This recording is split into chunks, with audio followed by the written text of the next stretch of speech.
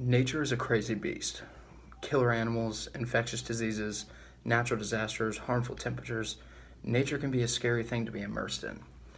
Nature is also the beautiful design of the planet that we call home.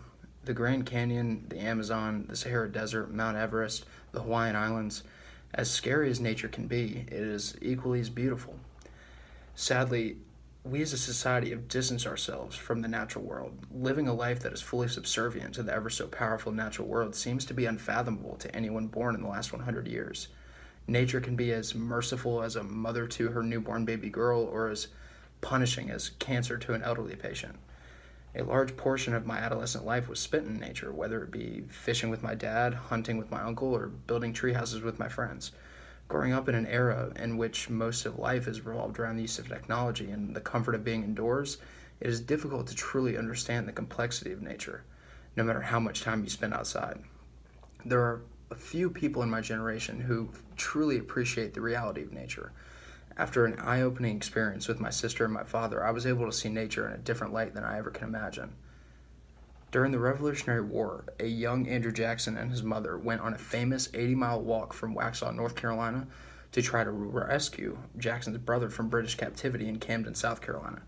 My sister was doing her high school graduation project on this famous walk. For part of her project, she was going to recreate the walk and record her experience.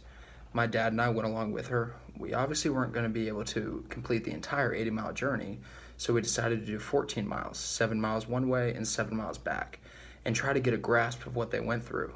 For me, this was some stupid thing that I got dragged along to do for my sister. So on the day of the walk, we woke up bright and early, drove to the church, and began our multiple hour-long journey.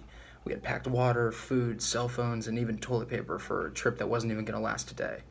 The beginning of the walk was going great. We were well rested, hydrated, we had eaten breakfast that morning. We were feeling great. About an hour into the walk, I began to complain and whine about the situation that my dad had dragged me into.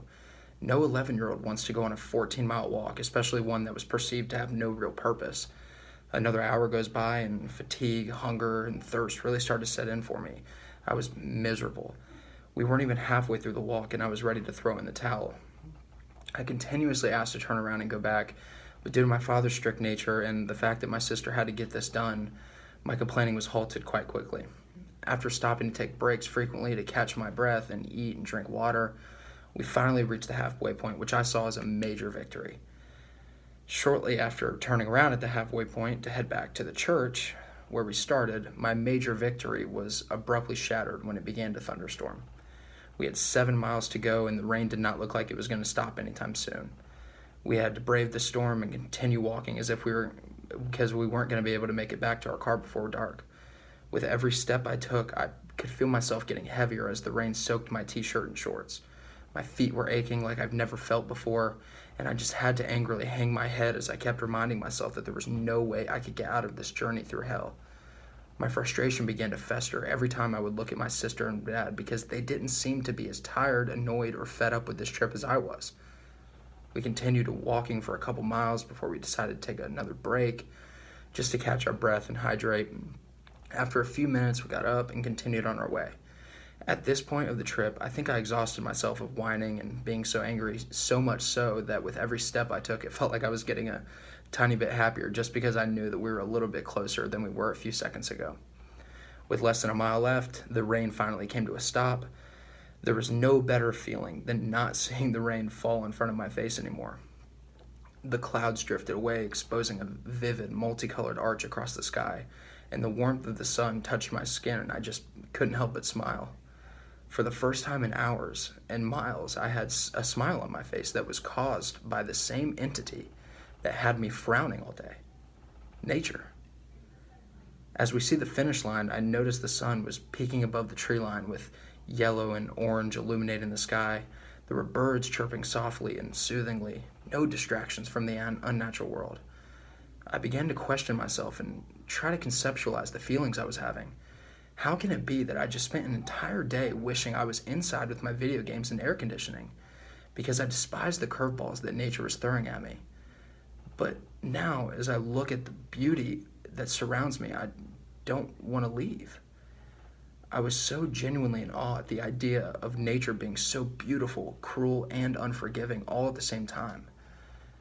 We got back into the car and began to drive home with cool air blowing on me, music playing, and a comfy seat. In the car, I continued to reflect on the day that I just had. I realized the whole purpose as to why we were doing this walk in the first place. It was because we were reenacting that same walk, only part of a walk that Andrew Jackson made over 200 years ago. Andrew Jackson and his family didn't have water bottles, food, cell phone, comfortable shoes, and whatever other items we had to aid us on our trip. He and everybody else for the vast majority of history had to experience the full might of nature with no safety nets. This started as a simple trip that did not mean anything to me at all. It soon morphed into an experience that had set a precedent for the way I see my life now and for the rest of my days. Nature is so complex in so many different ways, and even though I'm not fully immersed in it, through this experience I have found so much respect for the beauty and reality of nature that has been blessed upon us by God. I developed a new respect for our ancestors that day, and a new appreciation for my life today. We are so lucky to be alive, in the best time and place to be alive than ever before. We have air-conditioned homes, smartphones, steady supply of food and water, and rarely if ever are in situations where nature causes danger to our lives or our overall well-being. For most of history, nobody had those luxuries. Keep that in mind as you go about your day. Know that no matter how bad you think you have it, it could be much worse. I hope everyone can start to appreciate the beauty and reality of nature in the same way that I do, because with that perspective, you should be able to wake up every morning with a smile on your face.